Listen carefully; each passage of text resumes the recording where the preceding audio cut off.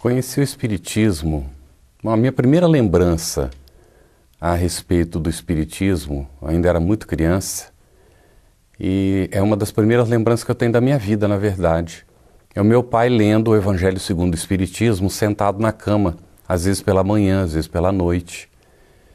E uma outra lembrança que eu tenho da minha infância, ainda muito pequeno também, era o meu pai ouvindo pelas ondas curtas, no interior do estado de São Paulo, a rádio que transmitia o programa do Alziro Zarur, que vinha do Rio de Janeiro. Depois, a mediunidade despontou muito cedo, com algumas dificuldades, alguns sofrimentos, porque eu não entendi o que era que acontecia. O meu pai lia o Evangelho, mas ele procurava refletir na sua vida o conhecimento do Espiritismo, mas não conversava conosco a respeito do assunto. A nossa mãe era católica, filha de Maria, e ela me levava na igreja com ela, não é? Quando eu ainda era muito pequeno. Mais ou menos aos 9 anos, eu fui morar com uma tia, irmã do meu pai, a tia Rosária. Ela fazia o estudo do Evangelho em casa. Então eu passei a participar do estudo do Evangelho em casa. Foi pela primeira vez que eu tomei conhecimento do que era o estudo do Evangelho em casa, chamado de culto do Evangelho no lar. Ela era também evangelizadora no centro espírita, na cidade. E ela então começou a nos levar para a atividade de evangelização.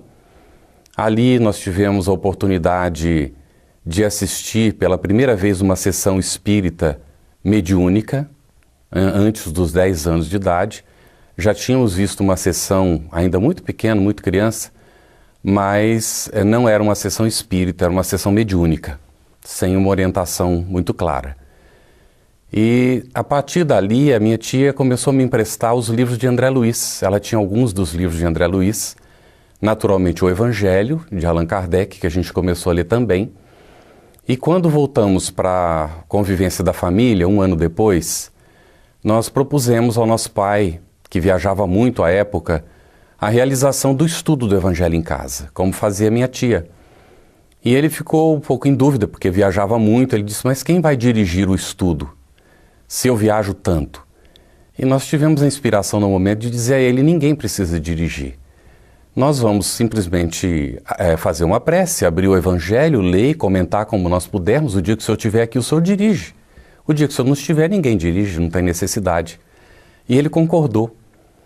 E a partir daquele momento, a nossa mãe, eu estava mais ou menos com uns 10 anos, a nossa mãe deixou de ir à igreja. Nunca mais teve necessidade. Ela voltou à igreja para casamentos, quando convidado, ou para batizados. Mas ela deixou de frequentar a missa, os rituais da igreja. Ela que tinha sido toda a vida filha de Maria, segundo a denominação que ela tinha recebido lá da igreja.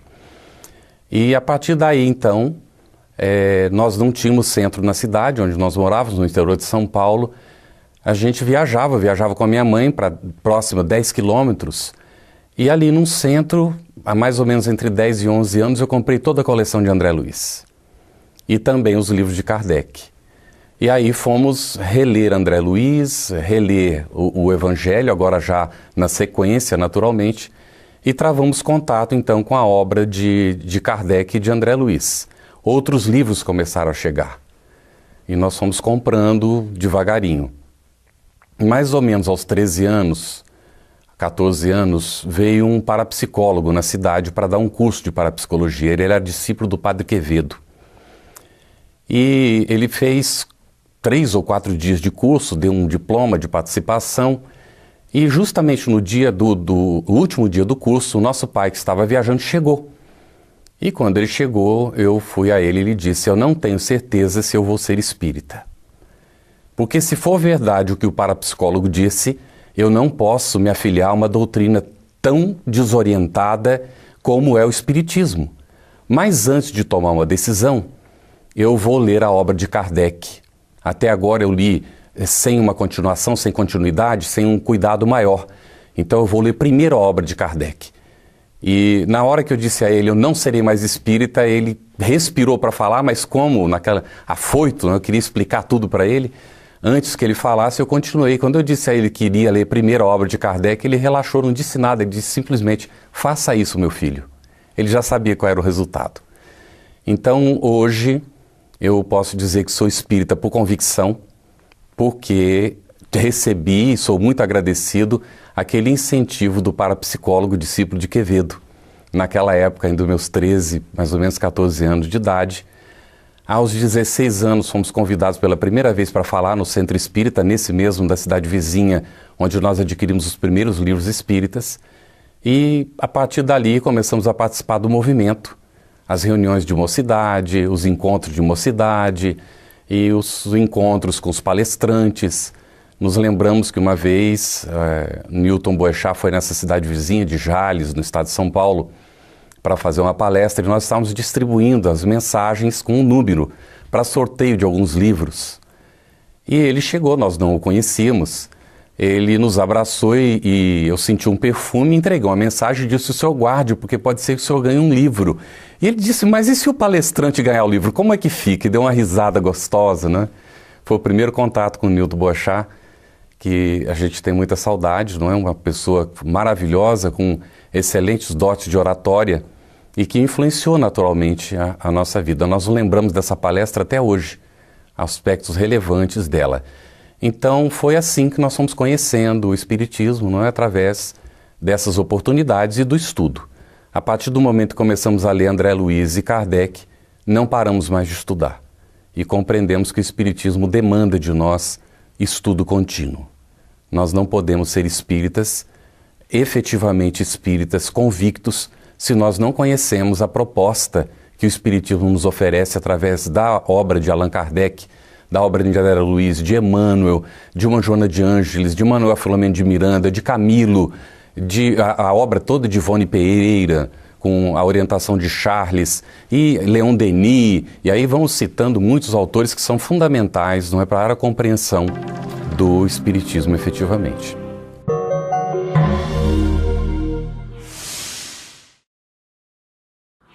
Desde criança, meu pai já frequentava centro, já era envolvido com essas questões, já tinha essa crença, e a minha mãe muito católica. Mas eu ficava sempre dividida, né, entre uma coisa e outra, e por conta disso eu tinha muitos questionamentos. Como a minha avó era muito católica e foi quem me evangelizou, eu acatei muito o catolicismo. Mas quando eu cheguei na adolescência, por conta daquela fase da rebeldia, aí eu comecei a questionar muito o catolicismo, muitos valores, muitas condutas. E aí eu me afastei de religião. Depois eu comecei a sentir falta, e no que eu senti falta eu comecei a conhecer as outras religiões, né? Aí eu fui conhecer a messiânica, a Seixonoe, né? Nunca fui buscar o protestantismo, né? Mas as outras eu tudo procurei conhecer. E eu tinha sempre uma interrogação, e essas coisas não me deixavam saciadas, né?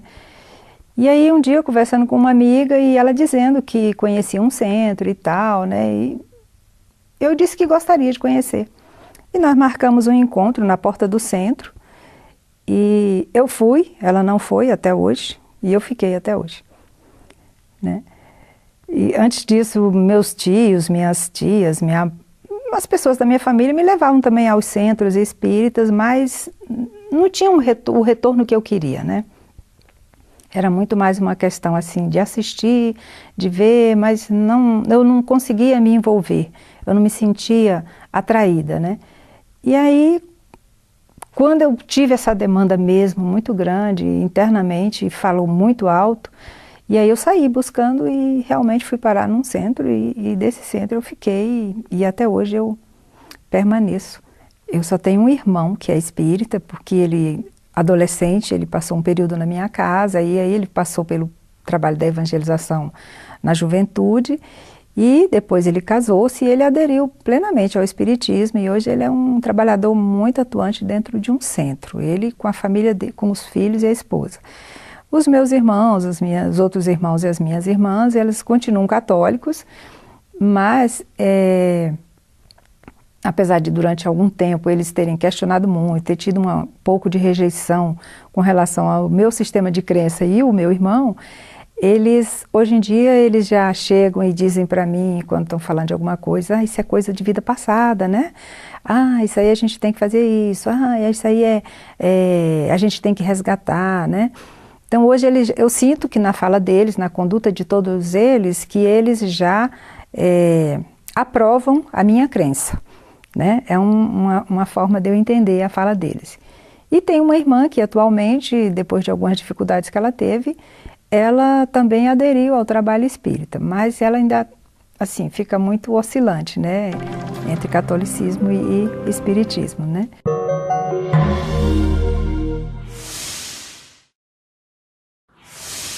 Então, em 1873 nascia na Itália, em Verona, meu avô. Aos 17 anos de idade, mais ou menos, ele veio para o Brasil e aqui constituiu família. E ele se interessou pela doutrina. E essa doutrina foi difundida dentro da família. Minha mãe, uma de suas filhas, me criou no seio do espiritismo. Então eu tive o privilégio, vamos dizer assim, e a responsabilidade simultânea de ter tido um berço espírita, né? Então, desde a mais tenra idade, eu ia para as aulas de evangelização, as aulas de moral cristã, né? Frequentava o centro espírita na cidade.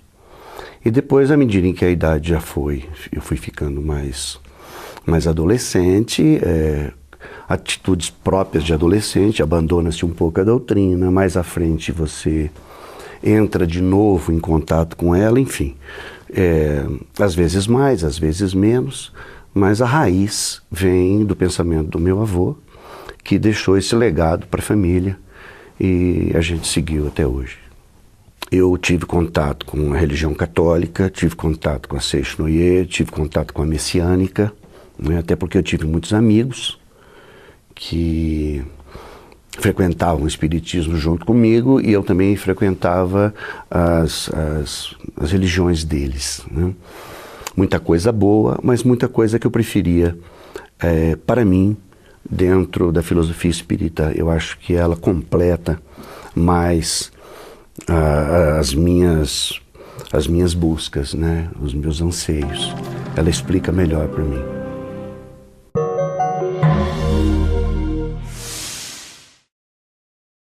Depoimento sobre Chico Xavier. No ano em que Chico Xavier faria 100 anos, a FEB lança Depoimento sobre Chico Xavier. Nessa obra você vai encontrar informações precisas com relatos de parentes e de antigos companheiros de ideal do médium. O livro ainda acompanha 2 DVDs com mais de 300 minutos de duração, contendo depoimentos de pessoas que conviveram com o médium espírita. Ele acabou se mostrando para nós como um exemplo a ser seguido, um exemplo próximo, bem perto de nós aí, no atendimento aos mais simples, atendendo à necessidade das pessoas nos seus mais variados aspectos, renunciando ao máximo a tudo em benefício do próprio semelhante. Então nós temos na figura dele aquela figura que realmente vivenciou o Evangelho.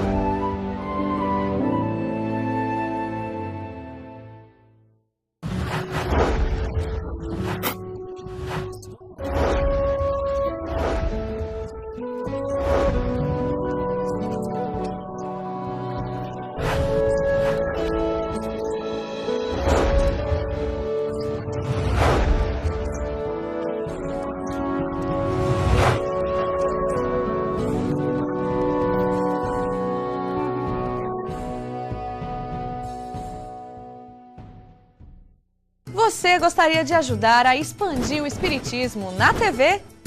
Então aí vai a dica. Você se torna sócio do Clube Amigos do Espiritismo e ajuda a levar a mensagem espírita a muito mais corações. Além de contribuir com este grande desafio, você ainda ganha brindes exclusivos. Uma revista que vira pôster e 2 DVDs todo mês na sua casa, com documentários, animações e videoaulas. Acesse www.amigosdoespiritismo.com.br, faça o seu cadastro e participe. Pais e familiares, Deus colocou o filho sob a tutela dos pais, a fim de que estes o dirijam pela senda do bem. O Livro dos Espíritos, questão 582. Levem seus filhos à evangelização espírita. Participem das atividades e estudos oferecidos por sua casa espírita.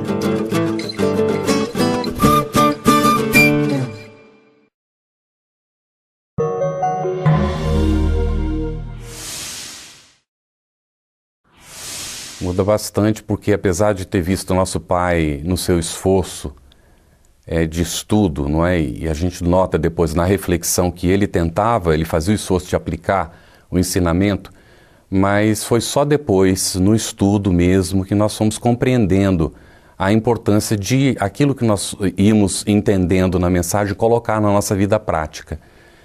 Eu me lembro que num dos evangelhos no lar que nós estávamos fazendo, esse dia nosso pai estava presente,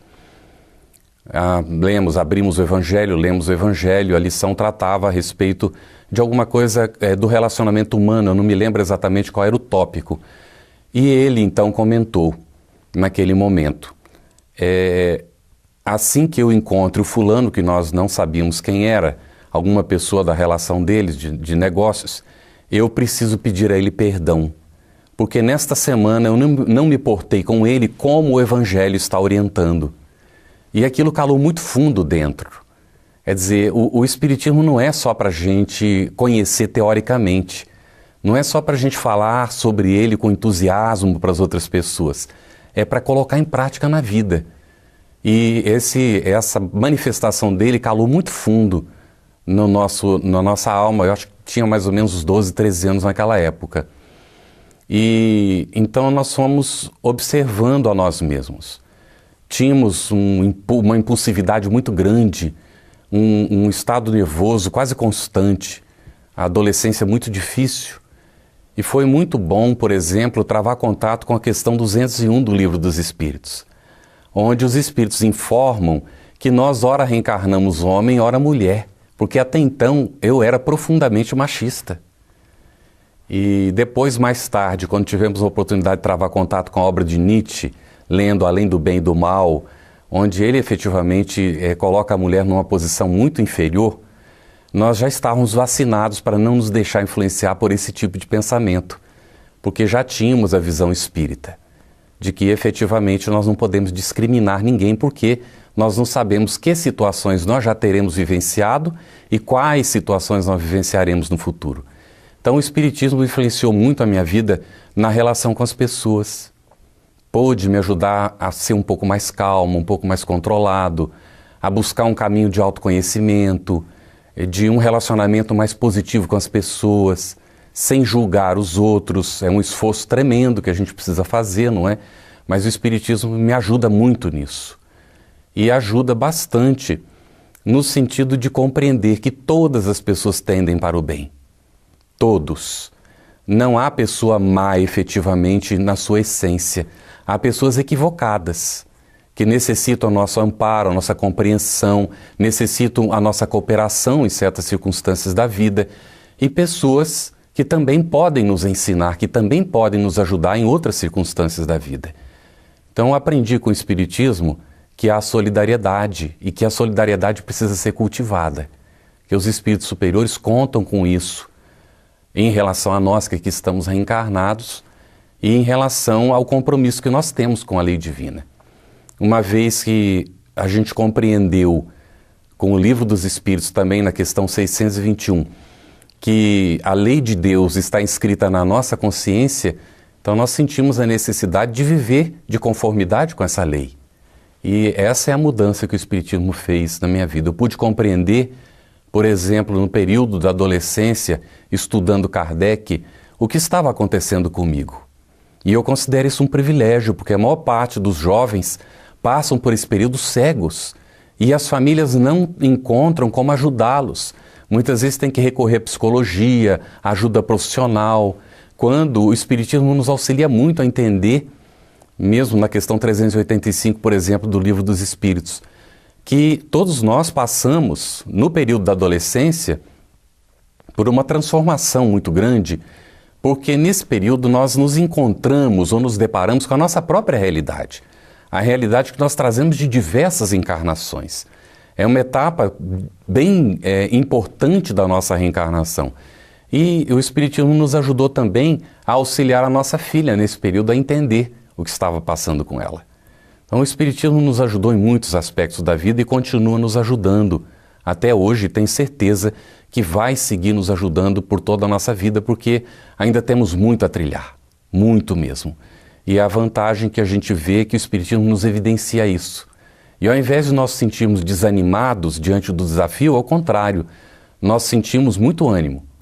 Ânimo para continuar, ânimo para identificar as nossas potencialidades, capacidades e tentar desenvolvê-las, e ânimo também para corrigir as imperfeições que nós vamos identificando em nós, e que são tantas ainda, as dificuldades que a gente ainda encontra e que a gente pode superar, se nós fizermos o esforço, se nós continuarmos tanto no estudo como na meditação, como na utilização do conhecimento para efetivamente fazer essa transformação moral que é tão necessária para todos nós.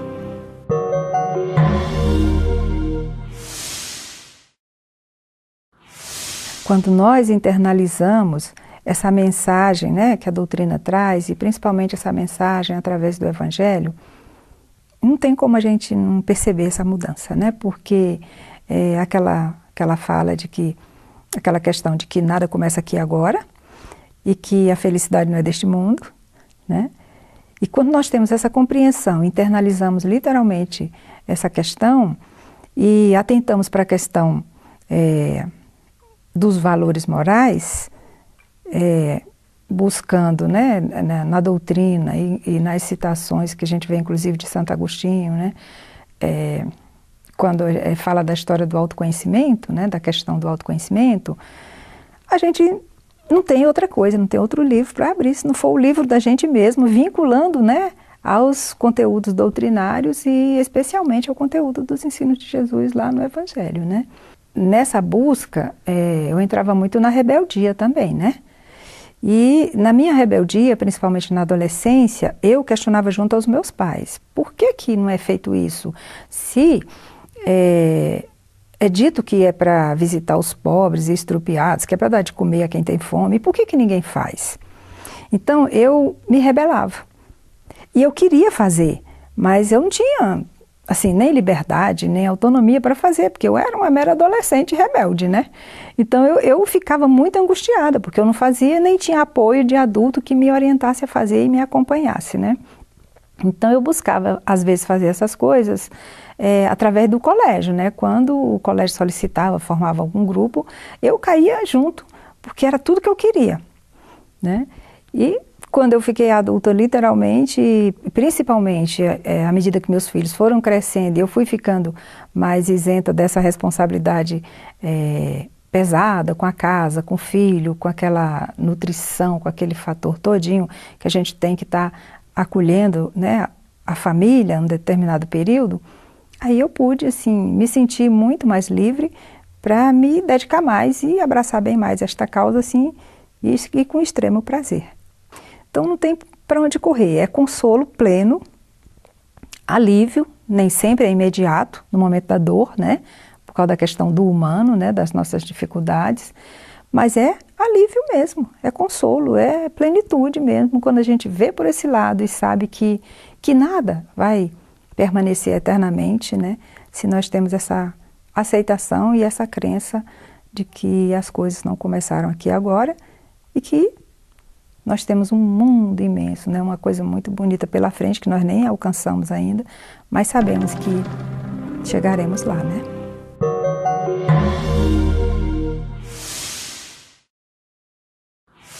A doutrina espírita nos coloca um rumo, um norte. Que tipo de conduta nós devemos ter?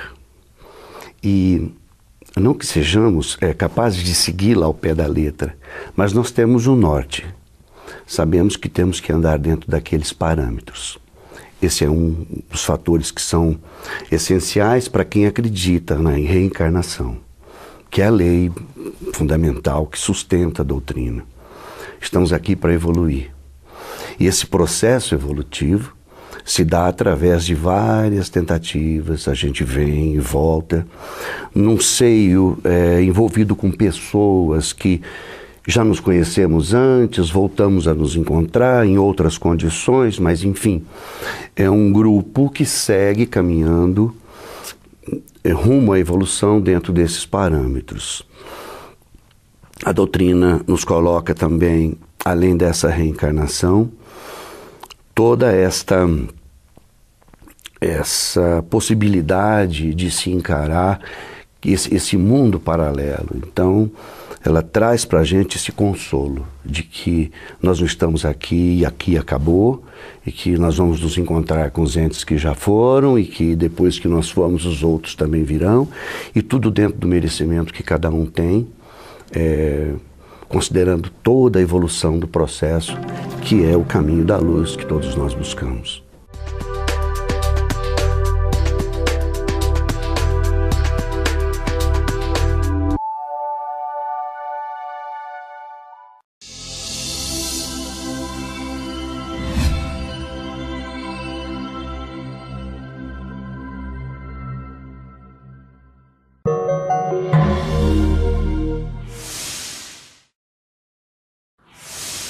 Conheci o Espiritismo, a minha primeira lembrança a respeito do Espiritismo, ainda era muito criança, e é uma das primeiras lembranças que eu tenho da minha vida, na verdade. É o meu pai lendo o Evangelho segundo o Espiritismo, sentado na cama, às vezes pela manhã, às vezes pela noite. E uma outra lembrança que eu tenho da minha infância, ainda muito pequeno também, era o meu pequeno. Mais ou menos aos 9 anos, eu fui morar com uma tia, irmã do meu pai, a tia Rosária. Ela fazia o estudo do Evangelho em casa. Então eu passei a participar do estudo do Evangelho em casa. Foi pela primeira vez que eu tomei conhecimento do que era o estudo do Evangelho em casa, chamado de culto do Evangelho no lar. Ela era também evangelizadora no centro espírita, na cidade. E ela então começou a nos levar para a atividade de evangelização. Ali nós tivemos a oportunidade de assistir pela primeira vez uma sessão espírita mediúnica, antes dos 10 anos de idade. Já tínhamos visto uma sessão ainda muito pequena, muito criança, mas não era uma sessão espírita, era uma sessão mediúnica, sem uma orientação muito clara. E a partir dali a minha tia começou a me emprestar os livros de André Luiz. Ela tinha alguns dos livros de André Luiz, naturalmente o Evangelho, de Allan Kardec, que a gente começou a ler também. E quando voltamos para a convivência da família, um ano depois, nós propusemos ao nosso pai, que viajava muito à época, a realização do estudo do Evangelho em casa, como fazia minha tia. E ele ficou um pouco em dúvida, porque viajava muito. Ele disse, mas quem vai dirigir? O pai ouvindo pelas ondas curtas, no interior do estado de São Paulo, a rádio que transmitia o programa do Alziro Zarur, que vinha do Rio de Janeiro. Depois, a mediunidade despontou muito cedo, com algumas dificuldades, alguns sofrimentos, porque eu não entendi o que era que acontecia. O meu pai lia o Evangelho, mas ele procurava refletir na sua vida o conhecimento do Espiritismo, mas não conversava conosco a respeito do assunto. A nossa mãe era católica, filha de Maria, e ela me levava na igreja com ela, não é? Quando eu ainda era muito pequeno, estudo. Se eu viajo tanto. E nós tivemos a inspiração no momento de dizer a ele, ninguém precisa dirigir. Nós vamos simplesmente fazer uma prece, abrir o Evangelho, ler e comentar como nós pudermos. O dia que o senhor estiver aqui, o senhor dirige. O dia que o senhor não estiver, ninguém dirige, não tem necessidade. E ele concordou. E a partir daquele momento, a nossa mãe, eu estava mais ou menos com uns 10 anos, a nossa mãe deixou de ir à igreja. Nunca mais teve necessidade. Ela voltou à igreja para casamentos, quando convidado, ou para batizados. Mas ela deixou de frequentar a missa, os